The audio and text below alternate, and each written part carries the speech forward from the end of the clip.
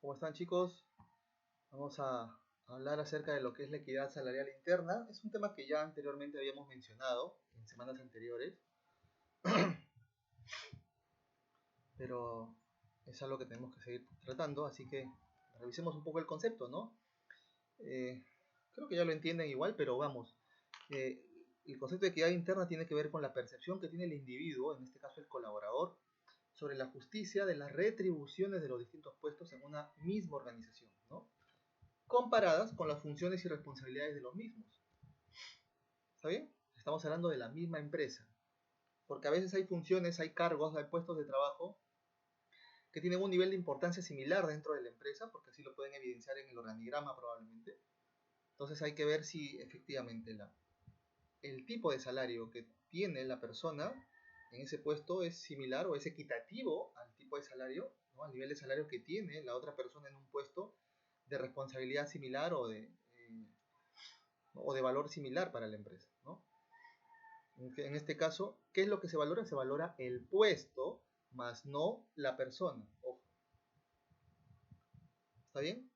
Hablando de equidad salarial, se valora el puesto, pero no se valora a la persona. Aquí estamos hablando del puesto específico, ¿sí? No quién está en ese puesto.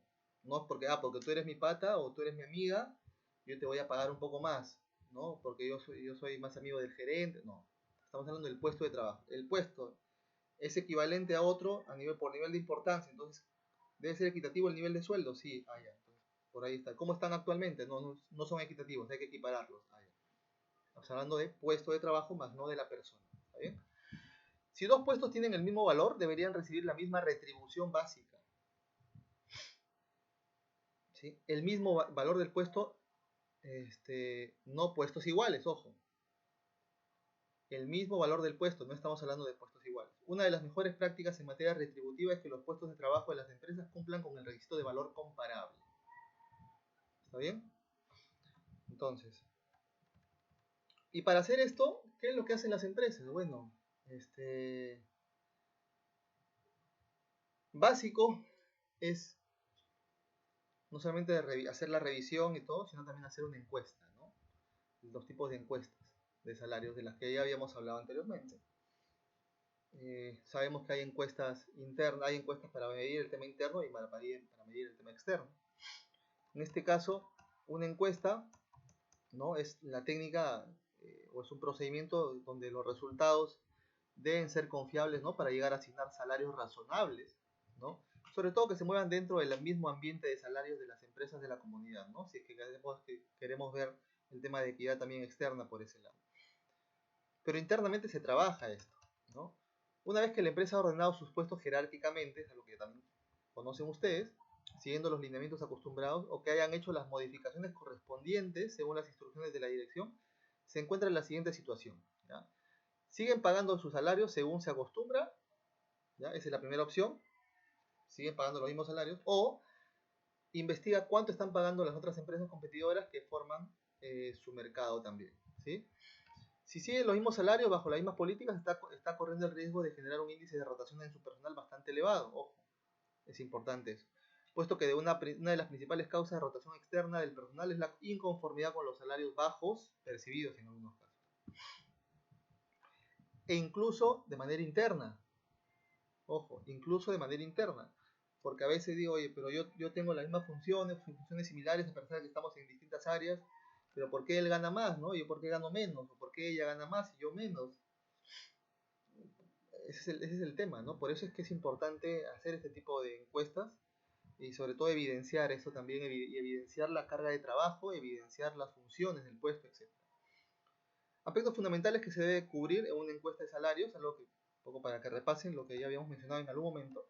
Se va a enfocar en 4 fases el procedimiento, ¿no? Lo primero, es recomendable que la persona o personas que se vayan a responsabilidad de la información observen los siguientes principios. ¿Cuáles son los principios en esta primera fase? Primero, que la investigación debe realizarse no sobre los nombres de puestos, sino sobre el contenido sustancial de los mismos, lo que habíamos mencionado anteriormente. Lo que se valora es el puesto, no quién está en ese puesto. Segundo, se debe determinar de alguna manera el porcentaje de tiempo que cada obligación de este puesto implique.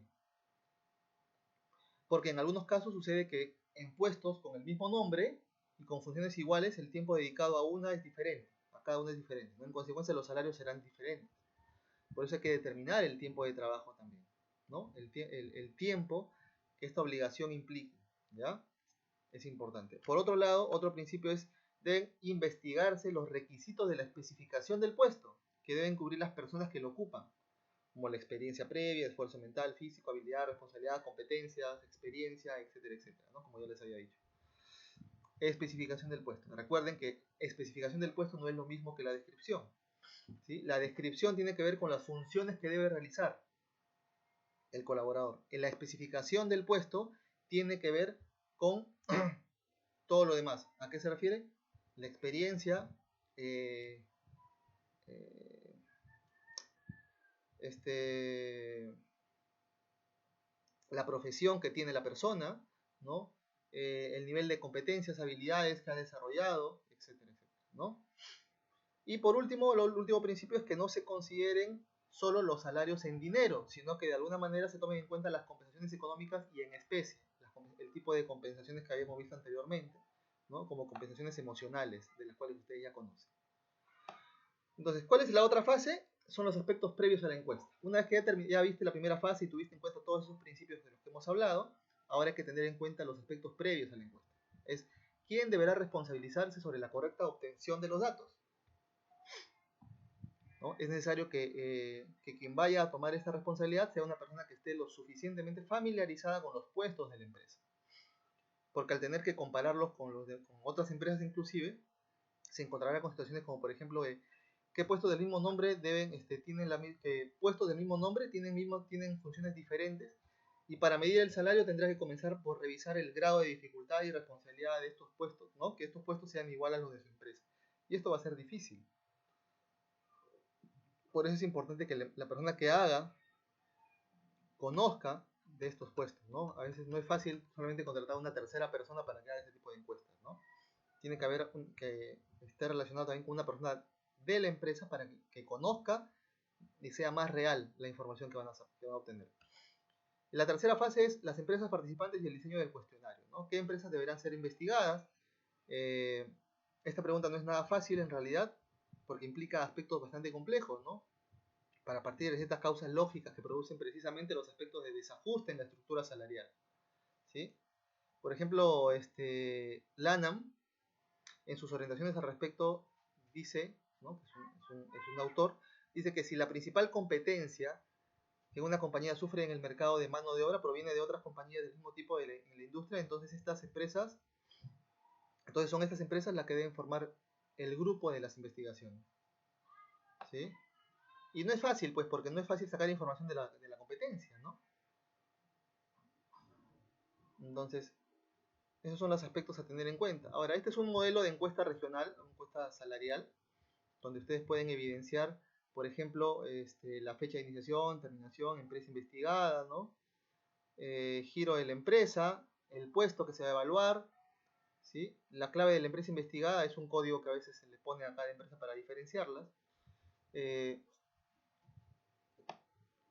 tiene como actividades generales básicas las siguientes, ¿no? En la investigación se la conoce con el nombre de cuáles son las características de esta empresa, dice, y sus labores específicas son las siguientes, ¿no? De este colaborador, las diarias y las periódicas. Algo que ustedes ya han mencionado anteriormente cuando hicieron la carga de trabajo, cuando hicieron el perfil de puestos de trabajo, ¿no? ¿Cuáles son las actividades eventuales también? ¿No? El número de personas ¿no? que desempeñan las funciones con un sueldo máximo de cuánto y mínimo de cuánto también es importante, ¿no? Diario, mensual, semanal o mensual, cuáles son, cómo les pagan, ¿sí? Si está controlado los sueldos por algún sindicato de repente, ¿no? Y se hace la tabulación directa, ¿no? Este es un ejemplo, chicos, de lo que normalmente se hace para el tipo de encuesta, ¿no? Y acá hay una tabla donde pueden apreciar ustedes los sueldos máximos y mínimos y sueldos promedio, dependiendo de la empresa. Se hace la tabulación, la expresión gráfica de los resultados, etc., ¿no? Y luego se hace ya la estructura de sueldo, la estructura de los salarios, ¿no? El costo de vida y de sus efectos en la estructura de salarios. Acá estamos hablando de aquella parte de la administración de personal que estudia los principios y técnicas para lograr la remuneración global que recibe el colaborador adecuada a la importancia de que de su puesto, de eficiencia personal, de necesidades del empleo y las posibilidades de la empresa.